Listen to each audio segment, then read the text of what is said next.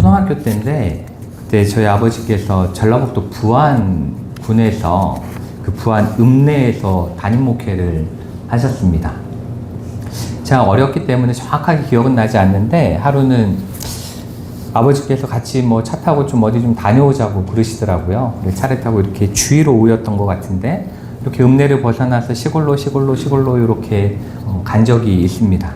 근데 거기 이제 작은 동네 교회에 가서 차에서 좀 기다리고 있어라 그런 다음에 아버지께서 들어가셔서 무슨 회의였는지 아니면 무슨 예배였는지 정확하게 기억나지 않는데 뭘 이렇게 진행하고 오셨어요. 그 당시에는 시골에 목사님들이 잘 계시지 않았습니다. 전도사님들이 주로 사역을 하시고 이렇게 목회자가 없는 교회들이 꽤 있었기 때문에 목사가 해야 될 일들이 있죠. 그렇죠? 교회는 목사가 해야 될 일들이 있고 전도사님들은 할 수 없는 일들이 있습니다. 저희 교회도 그 공백 기간에 그렇죠? 외부에서 오셔서 은퇴 목사님 오셔서 설교도 하시고 또 회의를 해야 되면 장로님들끼리 못 하시잖아요. 그렇죠? 임시당회장 목사님이 오셔서 그 회의를 진행해 주시고 그랬을 겁니다. 이렇게 담임 목회자가 없는 교회는 어떠한 문제나 어떠한 일이 생기면 꼭 외부에서 이렇게 목사님이 오셔서 그 일들을 해결해 주곤 하십니다. 근데 지금은 그래도 어디에나 목회자들이 계시고 그렇기 때문에 번거로움이 덜하지만 이 초대교회 당시에는 교회가 문제가 생기면 뭔가 도움을 받는다는 게 굉장히 어려운 일이었어요. 목회자가 매우 적었을 뿐 아니라 지금처럼 뭐 대중교통이 편안하게 있거나 혹은 자가용이 있어서 뭐 그곳에 갈 수 있는 그러한 시기가 아니었기 때문에 목회자가 무슨 일 있다고 해서 자유롭게 어딜 다녀오고 할 수 있는 그러한 상황도 아니었습니다. 그래서 교회가 어떤 특별한 상황이 생기거나 어떤 문제가 생기면 어떤 방식을 취했냐면 편지를 써서 그 목회자에게 보내는 거예요. 우리 교회가 이러이러한 문제가 있습니다. 이 문제를 어떻게 해결해야 할까요? 이렇게 보내는 거죠. 오늘 우리가 읽은 이 고린도 전서의 말씀도 그러한 편지입니다. 그렇죠? 서잖아요. 전서, 서신이라는 이야기죠. 이 고린도 교회는 사도 바울이 2차 전도 여행을 하던 당시인 대략 54년에서 55년경에 사도 바울이 직접 개척한 교회입니다. 그러한 교회인데 거기서 한 1년 6개월 정도 열심히 섬긴 다음에 사도 바울은 사명이 있죠. 땅끝까지 이르러 그 복음을 전해야 됐기 때문에 또 다른 개척을 위해서 그 자리를 떠났습니다.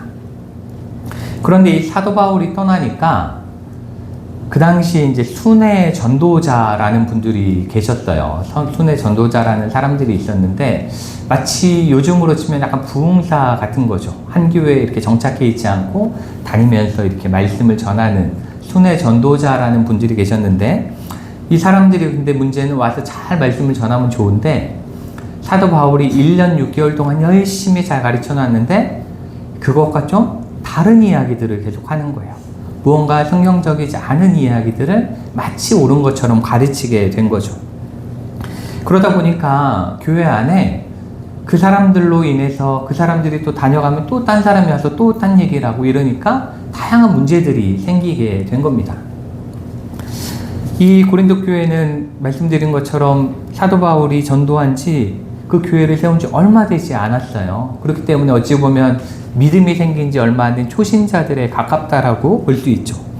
그렇기 때문에 그러한 문제가 생겼을 때 자신들 스스로 해결할 능력이 없었습니다. 그렇죠? 자신들이 해결할 수가 없었어요. 그래서 그 당시에 에베소에 사도 바울이 머물고 계셨는데 이 사도 바울에게 편지를 보낸 거죠. 편지를 보내고 그 문제들을 써서 보내니까 그 편지에 대해서 자세하게 고린도 교인들을 위해서 답을 한 내용이 바로 이 고린도전서입니다. 이 고린도전서를 읽어보면 이 시기에 고린도 교회가 어떤 일들을, 어떤 문제들을 겪고 있었는지가 자세하게 이렇게 등장을 하게 됩니다. 뭐 이런 내용도 있었죠. 뭐 나는 바울파야, 나는 아볼로파야, 나는 게바파야, 나는 그리스도파야. 이런 식으로 교회 안에 교인도 얼마 되지 않는데 막 파가 나뉘어져서 갈라지는 그러한 교회 내의 분열에 대한 문제도 답을 하고 있고 또 음행 때문에 생긴 성적인 부도덕이 그 고린도 교회 안에 있었습니다. 그 문제도 있었고, 그 다음에 성도들 간에 다툼이 있는 거예요. 성도들이 뭐 다른 이유로 싸우는 게 아니라 개인적인 문제로 서로 다툴 때 그걸 가지고 세상 법정에 가져가서 소송을 하는 게 옳은가 그른가 이런 것들도 이제 문제가 됐었고, 그 다음에 이제 결혼을 하는 게 옳은가, 이제 예수님 곧 오실 텐데 결혼을 하는 게 맞는가, 이런 것들에 대한 문제들. 또 그 당시에 많은 신전이 있고 우상에게 제물을 많이 바쳤는데 그것을 먹는 것이 괜찮나 괜찮지 않은가, 뭐 이런 것들에 대한 질문들. 또 예배 드릴 때에 그 당시에 이렇게 여성분들은 머리에 이렇게 쓰는 것들이 있잖아요. 그거를 쓰는 게 옳은가 쓰지 않는 게 옳은가, 이런 식으로 굉장히 교회 안에서 많은 다툼들이 있었던 상황이었습니다. 근데 이러한 많은 다툼 중에 오늘 우리가 읽은 이 12장의 말씀은 성령의 은사에 대한 문제를 다루고 있습니다. 성령의 은사에 대해서 뭔가 문제가 생긴 겁니다. 이게 어떤 문제냐면, 그 당시에 고린도 교회는 성령의 역사로 보이는 일들이 굉장히 많이 일어나는 교회였어요. 성령의 은사들이 많이 사람들이 성령의 은사들을 보여주는 그러한 때였고, 특히나 방언하는 분들, 예언하는 분들이 엄청 많은 거예요. 교회 안에 굉장히 많은 거죠. 그러니까 겉으로 볼 때는 어때요? 뜨거워 보이죠. 그렇죠? 굉장히 뜨거운 교회처럼 보이잖아요. 또 성령이 크게 역사하는 교회처럼 보이는 거예요. 굉장히 뜨겁게 기도하고 뜨겁게 막 예언하고 이러니까. 그런데 문제는 방언을 하는 사람이 늘어나고 예언을 하는 사람들이 늘어나면 어떻게 돼야 되냐면 예배가 은혜로워야 되는 거죠. 그렇죠? 성령의 은사를 받은 사람이 많아지니까 예배가 은혜로워져야 되는 거예요. 또 교회는 더욱더 화목해야 될 것 같잖아요. 하나 되고 막 화목하고 이래야 될 것 같은데, 문제는 도리어 이 방언하거나 예언하는 분들이 아무 때나 막 방언을 하는 거예요. 이렇게 막 누가 설교하고 있는데 막 방언으로 기도하고 뭐 이런 식으로 하는 거죠. 밥 먹다가도 방언하고 뭐 이런 식의 방언을 아무 때나 막 하는 거예요. 그리고 아무 때나 또 예언을 막 하는 거예요. 그러다 보니까 예언이나 모임을 좀 잘 정돈된 상태에서 해야 되는데 그 정리가 잘 되지 않았던 것입니다. 그리고 그 교인들 안에서는 이 방언을 하거나 예언을 하는 사람들이 못하는 사람도 있잖아요. 그렇죠? 교인들 중에 못하는 사람들도 있을 건데 그 사람들을 뜨겁지 않은 사람 취급하는 거죠. 성령의 은사를 잘 받지 못한 사람 취급을 하는 거예요. 그러다 보니까 교회가 화목하지 못하고 도리어 하지 못하는 분들은 시험에 빠져서 어려움을 겪게 되는 그러한 문제들이 생기게 된 겁니다. 이렇게 성령의 역사가 나타나면 교회가 더 좋아져야 하는데 도리어 그게 문제가 돼서 교인들이 시험에 빠지기도 하고 또 교회 안에 불화가 생기기도 하니까 이 편지를 사도 바울에게 보낸 겁니다. 도대체 이게 무슨 문제입니까? 왜 우리 교회는 이런 그 성령의 역사 때문에 어려움을 겪게 되는 겁니까? 이렇게 보낸 거죠. 그래서 이러한 질문에 대해서 이제 사도 바울이 오늘 1절을 통해서 먼저 이렇게 답을 하고 있습니다. 1절에 보시면 형제들아 신령한 것에 대하여 나는 너희가 알지 못하기를 원하지 아니하노니 이렇게 말씀하고 있는데 여기 보시면 너희가 알지 못하기를 원하지 아니한다. 부정어를 2번 썼죠. 그렇죠? 못하다, 아니하다 이렇게 2번 썼는데 이것은 이중 부정이라는 표현인데 사도 바울께서는 정말 중요한 게 있으면 정말 이건 꼭 알아야 돼 이런 게 있으면 부정을 2번 해서 도리어 강한 긍정을 이야기하는 거예요. 그러니까 여기서 이야기하는 건 성령에 대한 부분은 정말 중요해. 그러니까 잘 듣고 잘 기억해. 지금 이렇게 이야기하고 있는 것과 같은 겁니다. 그러면서 2절을 통해서 성령의 은사들을 잘 구분해야 됨에 대해서 이야기를 시작하고 계신데 보시면 너희도 알거니와 너희가 이방인으로 있을 때에 말 못하는 우상에게로 끄는 그대로 끌려갔느니라 이렇게 말씀하고 있습니다. 우리가 이 말이 좀 어려울 수 있는데 우리가 이 말씀을 이해하기 위해서는 이 고린도 교회가 위치하고 있던 고린도라는 지역에 대해서 조금 알고 갈 필요가 있습니다. 이 고린도 교회에 대해서 지역에 대해 알아야 되는데 이 고린도는 그리스에 있죠. 그리스 아테네에서 남쪽으로 대략 한 80km 정도. 그러니까 아테네가 천안이라고 그러면 한 대전 정도에 위치한 도시였습니다. 그런데 이 도시는 서쪽으로는 아드리아해라고 불리는 바다와 연결된 레키움이라는 항구가 있었고, 동쪽으로는 에게해와 연결되는 갱그리아 항구가 있었습니다. 이렇게 양쪽이 다 바다로 연결되어 있어요. 그러면 이렇게 바다로 연결된 도시의 장점은 무역이 활발하다는 거죠. 그렇죠? 그리고 무역이 활발하다는 거는 도시의 산업이 매우 발전했다. 그렇죠? 매우 발전한 도시라는 것을 알 수 있습니다. 그리고 또한 이 고린도는 문화적으로도 굉장히 뛰어난 도시였죠. 그래서 우리가 그 학창 시절에 배우던 코린트 양식 뭐 이런 것들이 고린도를 이야기하는 거죠. 그러한 것들이 있는, 그렇게 고린도 지역은 발전한 도시였고, 이렇게 무역으로 부자가 되다 보니까 이 기존 부자들이 많은 게 아니라, 기존 부자가 많은 게 아니라 무역을 통해서 돈을 벌게 된 신흥 부자들이 막 늘어나는 거예요. 그러니까 자수성가에서 막 돈을 번 사람들이 굉장히 많아진 거죠. 그리고 그 당시 인구는 75만 정도, 지금으로 치면 천안 정도 크기의 그 매우 큰 도시였다라고 할 수 있죠. 이렇게 해양 도시인데다가 문화적으로도 매우 발전해 있고, 또 무엇보다도 신흥 부자들이 많다 보니까 이 고린도 사람들은 이 해양 도시의 그 바닷가가 다 그렇잖아요. 안전이 최대 문제이기 때문에, 그리고 신흥 부자들은 그 돈을 지켜야 되는 것이 가장 문제이기 때문에 다양한 신을 섬기기 시작한 거예요. 굉장히 많은 신들을 섬기기 시작한 거죠. 그래서 그 고린도 북쪽에는 그 도시의 수호신이었던 포세이돈 신전이 있었고, 그리고 제우스의 아내 헤라 신전이 있었고, 또 미의 여신 아프로디테, 그쵸? 아프로디테의 신전도 있었습니다. 근데 잠깐 옆으로 나가면 아프로디테 신전은 미의 여신이잖아요.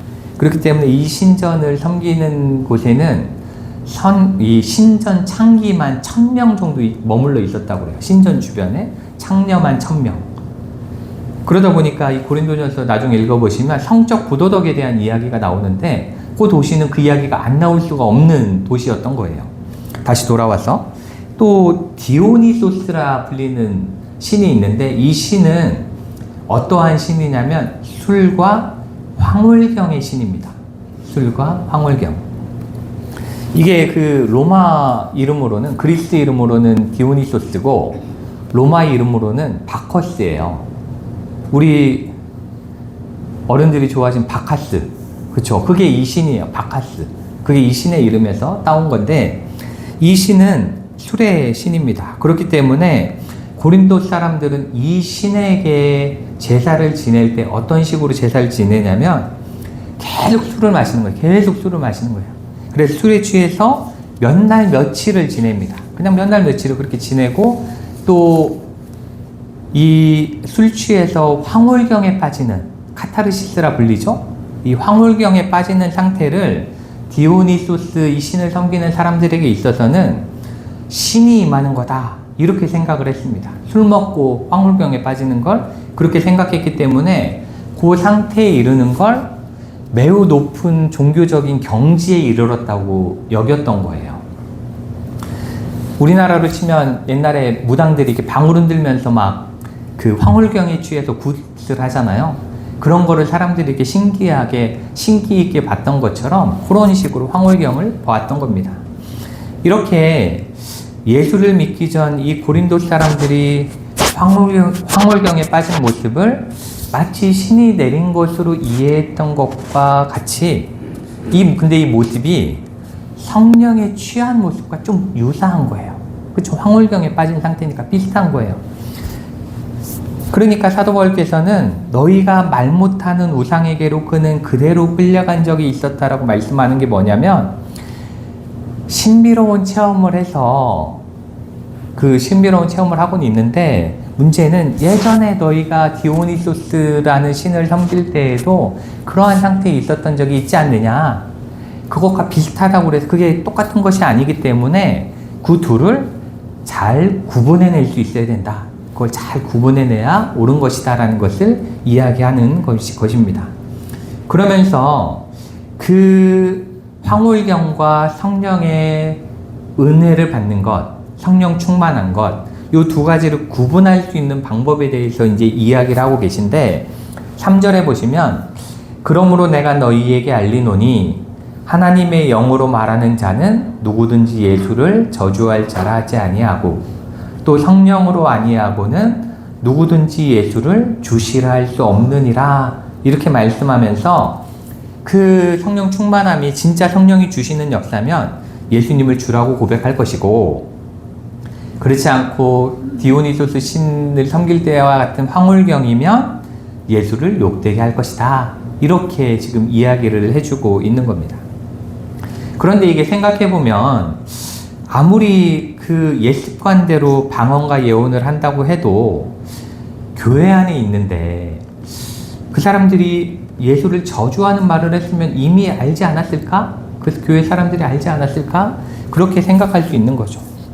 그렇기 때문에 우리는 이 사도 바울이 하신 이 말씀을 잘 이해하기 위해서는 그 사도 바울이 바로 뒤이어하는 말씀까지도 살펴볼 필요가 있습니다. 이 4절부터 7절 말씀을 우리가 보면 이렇게 말씀하죠. 은사는 여러 가지나 성령은 같고 직분은 여러 가지나 주는 같으며 또 사역은 여러 가지나 모든 것을 모든 사람 가운데서 이루시는 하나님은 같으니 각 사람에게 성령을 나타내심은 유익하게 하려 하심이라. 이렇게 말씀하고 있습니다.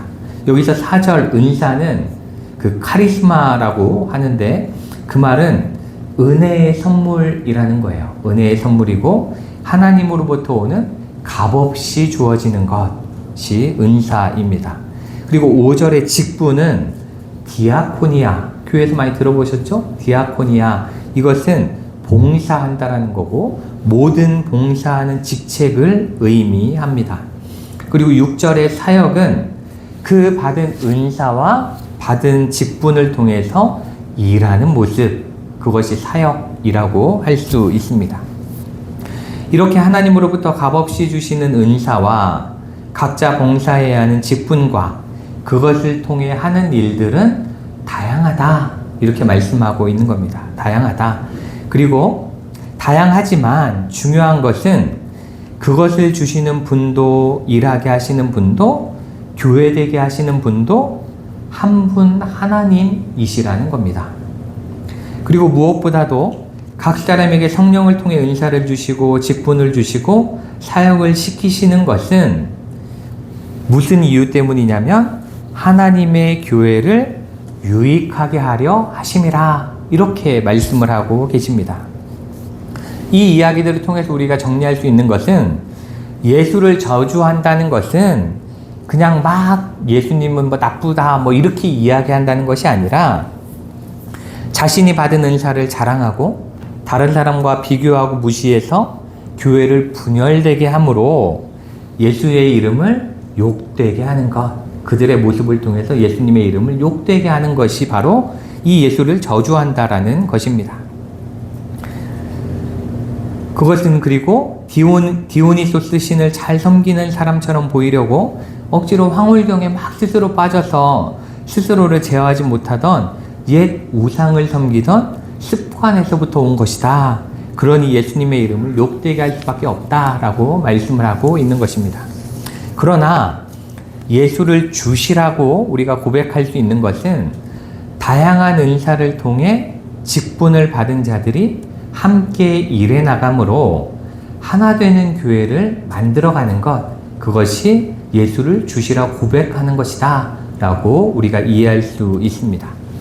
우리가 이 말씀을 통해서 하나님께서 우리에게 성령의 은사를 주시고 그 은사를 통해 일할 수 있는 직분을 주시고 또 다양한 사역의 자리를 허락하시는 것은 우리가 돋보이고 우리가 존중받고 우리가 스스로 만족하고 우리가 누군가로부터 칭찬받기 위해서가 아니라 오로지 교회의 유익을 위해 그리고 하나님께 영광을 올려드리기 위함임을 깨달을 수 있습니다. 그리고 또한 우리는 성령의 은사를 방언, 예언, 병고침 이런 뭔가 확실하게 보여지고 체험되어지는 것이라 생각하고 그것들만 강구하는 경우들이 있지만 성령의 은사는 매우 다양함을 8절부터 10절에 말씀하고 계십니다.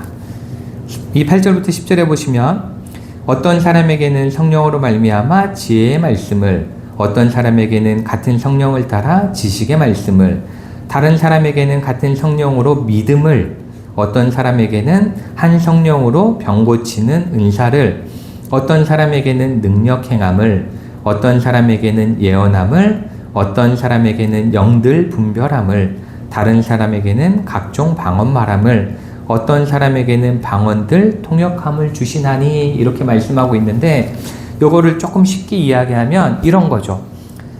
어떤 사람에게는 누군가에게 지혜롭게 말할 수 있는 능력을 주시고, 또 어떤 사람에게는 다른 이들의 마음을 잘 이해해 줄 수 있는 넉넉한 마음을 주시고, 또 어떤 사람에게는 다른 사람을 의지하지 않고 온전히 신뢰해 줄 수 있는 그러한 마음을 주시고, 그리고 어떤 사람에게는 담대히 예수 그리스도를 하나님의 아들이라 외칠 수 있는 담대한 마음을 주시고, 이런 식으로 굉장히 다양한 은사들이 있다라는 거예요. 이와 같이 화려한 방언이나 예언을 못하면 성령을 못 받은 것이 아니라, 성령께서는 우리를 각자 쓰시고자 하는 대로, 각자 사용하시고자 하는 대로 각자에 맞는 은사들을 허락하시는 분이시다라는 걸 꼭 기억하시기를 바랍니다. 우리는 성령의 은사를 주심을 당연히 간절히 위해서 기도해야 합니다. 그리고 그 기도의 내용은 하나님께서 나로 성령 충만하게 하시고 성령의 놀라운 은혜를 주시고 좋은 은사를 허락하셔서 이 교회에 유익한 사람이 되게 하여 주시옵소서. 또 하나님께만 영광 올려드리는 그러한 사람이 되게 하여 주시옵소서. 이렇게 간구하며 나아가는 것이 올바른 성령을 구하는 사람의 자세인 것입니다. 내가 방언에서 그냥 방언 못하는 사람도 그냥 확 눌러줘야지, 이런 거는 절대 성령을 바르게 구하는 마음이 아니에요. 내가 예언을 할 줄 알아가지고 누구의 미래를 맞춰봐야지, 이런 건 전혀 성령과 상관이 없는 내용입니다. 그런 것들을 절대로 부러워도 하지 마시고 좋아하실 필요도 없습니다. 제가 어떤 교회에 다니던 집사님 얘기를 하나 드리려고 하는데, 이 어떤 교회 새벽마다 열심히 교회에 나와서 기도하는 집사님이 한 분 계셨어요. 근데 이분이 항상 그 새벽 기도 이제 말씀이 끝나고 조기도문이 끝나면 방언으로 기도를 하셨습니다. 방언으로 기도를 하시는데 방언이 약간 그렇게 듣기 좋진 않아요. 어떻게 하냐면 따따따따따따따따따따 이렇게 방언을 하세요. 이렇게 특별히 뭔가 이렇게 언어적인 뭔가 이렇게 리듬감이나 이런 게 없이 그냥 따따따따따따따 이것만 계속 하시는 거예요. 근데 문제는 이거를 저는 조용하게 했지만, 저는 좀 창피함을 느끼기 때문에 조용히 했지만, 이걸 굉장히 크게 하신 거예요. 굉장히 크게 하셔서, 그 본당이 한 1000명 정도 들어가는 굉장히 큰 본당이었는데, 아무리 멀리 떨어져서 기도를 해도 그 소리가 너무 잘 들리는 거예요. 따따따따따따따 이 소리만 계속 들리는 거예요. 그런데 이게 열심히 기도하시는 것은 어찌 보면 좋다고 할 수 있는데, 문제는 옆에 계신 분들이 기도를 못 하시는 거예요. 집중이 안 되죠.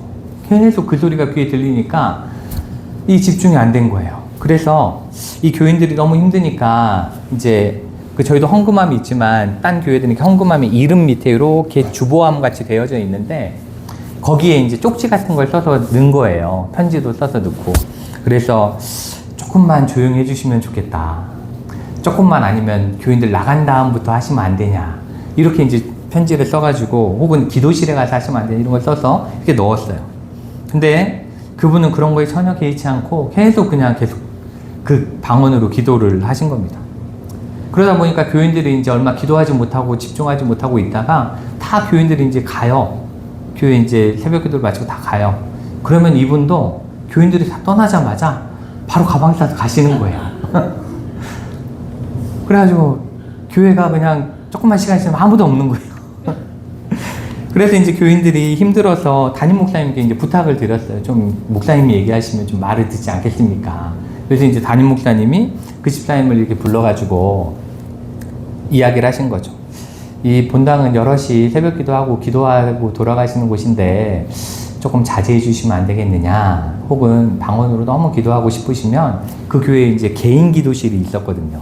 개인 기도실에 들어가면 아무리 크게 방언하셔도 아무도 뭐라고 안 하니까 거기 가서 기도를 하시다 가시면 어떻게 했느냐 그랬더니 이 집사님이 담임 목사님이 교인 기도 못하게 한다고 교인 기도를 방해한다고 그렇게 막 여기저기다 얘기를 하고 다니신 적이 있던 것이 기억이 납니다. 저는 그러한 모습들을 보면서 이 방언의 은사를 받은 것이 하나님의 교회를 잘 세워나가고 아름답게 만들어 나가는데 쓰임받고 있는 걸까라는 좀 의문이 들곤 했습니다. 그걸 뭐 제가 함부로 판단할 수 없기 때문에 제가 뭐라고 말씀드릴 수는 없지만 정말 그것이 옳은가에 대한 고민은 되게 들게 되더라고요.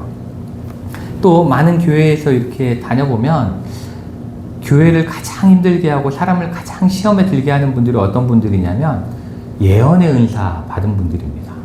이 예언의 은사 받으셨다는 분들이 막 가가지고 너희 딸이 뭐 어떻게 될 거다, 뭐 너는 뭐 이래서 지금 이 상황이 어려운 거다, 막 이런 얘기를 하고 다니세요. 그러다 보니까 교인들이 그 이야기 때문에 시험에 들고 상처를 받고 교회를 떠나고 뭐 이런 일들이 굉장히 많아요. 그런 것들을 보면서 우리가 성령의 은사를 구할 때 어떻게 기도해야 할 것인가에 대한 부분을 다시 한번 생각해 보게 됐습니다. 이러한 부분들을 생각해서 우리가 보면 우리가 하나님께 성령의 은사를 구할 때 당연히 구해야 하지만 꼭 기도해야 할 것은 내가 돋보이는 것이 아니라 나는 오로지 죽고 누구만 살아야 돼요? 예수만 사는 그러한 은사를 달라고 기도해야 됨을 꼭 명심하시기 바랍니다. 사랑하는 수철교회 성도 여러분, 저는 우리 성도님들 모두가 성령 충만하시기를 축복합니다. 그리고 성령 충만함으로 정말 하나님이 기뻐하시는 아름다운 교회를 함께 만들어 가기를 원합니다. 또 우리 모두 하나님께서 나에게 주시고자 하시는 은사들을 기쁨으로 허락하셔서 하나님의 손과 발로 쓰임받게 되시기를 축복합니다. 그래서 은사는 넘치지만 도리어 잘못된 은사 때문에 매우 힘들었던, 그래서 바울에게 편지를 쓸 수밖에 없었던 이러한 고린도 교회와 같이 되는 것이 아니라 오늘 우리가 읽은 마지막 11절의 말씀, 이 모든 일은 같은 한 성령이 행하사 그의 뜻대로 각 사람에게 나누어 주시는 것이니라 하신 이 말씀처럼 내 뜻이 아닌 성령 하나님의 뜻대로 우리에게 주시는 다양한 은사들로 은혜가 넘치는 교회, 또 섬김의 기쁨이 넘치는 교회, 또 맡겨진 직분을 헌신적으로 잘 감당하는 우리 수천리 교회를 만들어 가시는 저 여러분 되시기를 주님의 이름으로 축복합니다. 기도하시겠습니다.